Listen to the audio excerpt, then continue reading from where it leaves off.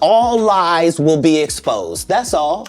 And anyone who takes that the wrong way, know why they take it the wrong way.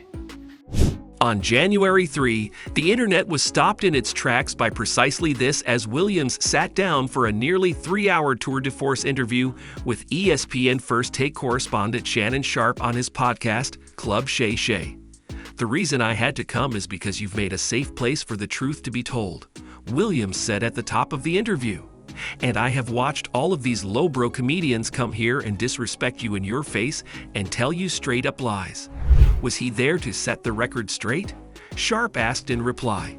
Apparently so. Before the interview even finished premiering on YouTube, it began going viral on Twitter, inspiring memes, jokes, and fact-checking, provoking responses from some of Williams' targets, sparking discourse about how young black comedians rarely get the exposure these older black comedians continue to get, and much more. In this video, we will discuss Katt Williams exposing comedians. Let's dive in. On Kevin Hart. In 15 years in Hollywood, no one in Hollywood has a memory of a sold-out Kevin Hart show, there being a line for him, ever getting a standing ovation at any comedy club. He already had his deals when he got here. Have we heard of a comedian that came to LA? And in his first year in LA, he had his own sitcom on network television and had his own film called Soul Plane that he was leading? No, we've never heard of that before that person or since that person. What do you think a plant is? Maybe people don't understand the definitions of these words. He just did his documentary with Chris Rock, where he shows you that his whole upbringing in comedy was on the East Coast. So how, simultaneously, was he here in Los Angeles doing the same thing? It didn't happen. On Cedric the Entertainer. Cedric sitting here telling you why he ain't a movie star. He over here looking like a walrus. He can't even get his arms off his stomach. Sitting over here. Why I'm not a movie star. He never wrote anything. Remember, when Cedric the Entertainer starts, he's supposed to be singing, dancing, and telling jokes. That's why he's called the Entertainer. We found out he can't sing, can't dance, and doesn't write jokes. He did 4 comedy specials. They're so bad, Shannon, they're not available on Netflix or Tubi. Can I say that again for the audience? They're so bad that they're not available on Netflix or Tubi. Cedric the Entertainer responded to Williams' comments on Instagram on January 3, saying, "Revisionist history. Regardless of whatever Katt's opinion, my career can't be reduced to one joke Katt Williams claims is his." On Kanye West. I suspect that we're pretty awful people if we say that somebody got a mental illness, and then we watch what they do.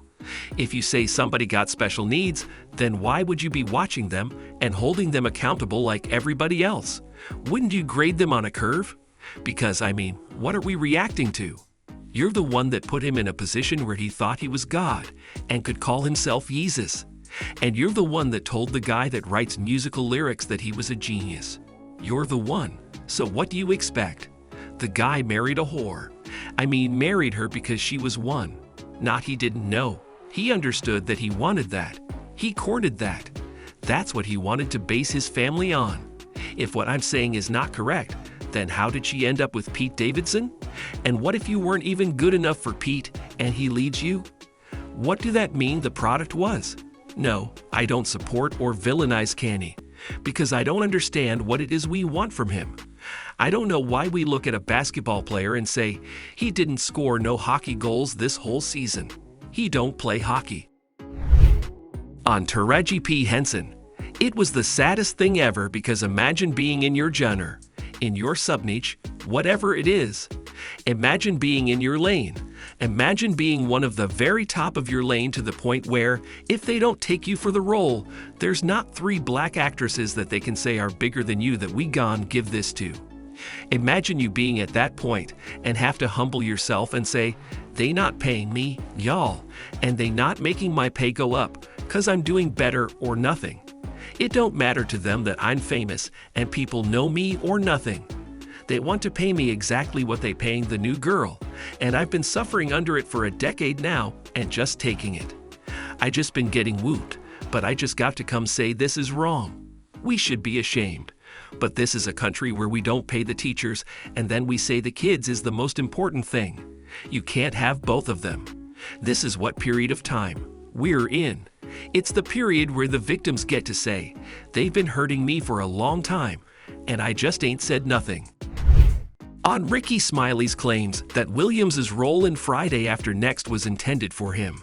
I don't know why he would lose a child and come on the air and start lying. That's why people believe in rituals right there. Your story is the Ricky Smiley that couldn't even do curse words 'cause he had a Christian fan base. He was gone play the pimp.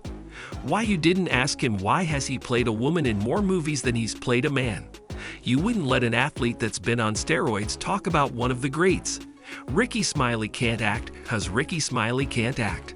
He was so egregious I put in my contract that I wouldn't work with Ricky Smiley again unless he's in a dress. Now what was Ricky Smiley's next movie?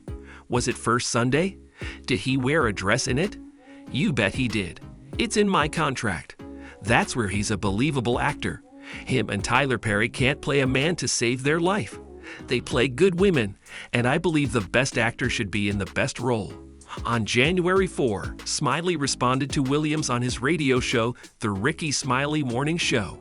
He brought his former manager on to confirm that he auditioned for the role of Money Mike before Williams, but clarified that he was glad Williams got the part because he made it funnier.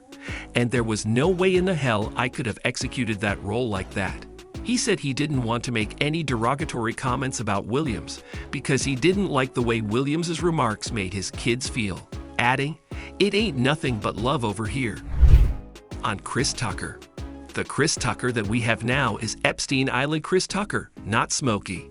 Chris Tucker didn't want to be the poster child for smoking weed. He don't smoke weed like that. He in the church. He Michael Jackson's best friend. Michael Jackson called him Christmas. You ever met a man that gave you a nickname like that? On Diddy. I came in this business saying I was gonna expose. When I talked about Michael Jackson, when I talked about R. Kelly, they canceled me for these things. Because why would you talk about another black dude? Race is not where the line is drawn. It's God's side and the other side. And we don't care nothing about the other side. Period. Period. All of these big dick deviants are all catching hell in 2024. It's up for all of them. It doesn't matter if you are Diddy or whoever you are. TD Jakes, any of them. All lies will be exposed. On Faze and Love. I'd only put on comedians that are funnier than me. Anybody that ever told you differently was a fat Fazen liar. There's nobody like me in the business. Fazen said that getting a Netflix special is easy. I have 12 specials. Guess how many Fazen got? 0. Why is he allowed to have conversations about real stand-up people? We do not let people who are on the juice discuss real athletes. On Michael Blackson. Most comedians don't get booed enough. That's how you end up with Michael Blackson, who is a real African, doing a fake African accent. If you're the African king of comedy, sir, there are actually comedians in Africa doing comedy. If you're gonna say that, you gotta go to Africa and get a school. You gotta put in some work. And these guys, they take my advice, they change their whole persona, and then they hate me for it. Blackson responded to Williams in a series of tweets on January 3, saying, among other things, Katt Williams is a very smart midget nigga. He took shots at the top 10 comedians alive today, so we can all respond and make him relevant again. But folks, what do you think about it? Drop your thoughts in the comments below, and don't forget to like, subscribe, and press the bell icon. Until next time.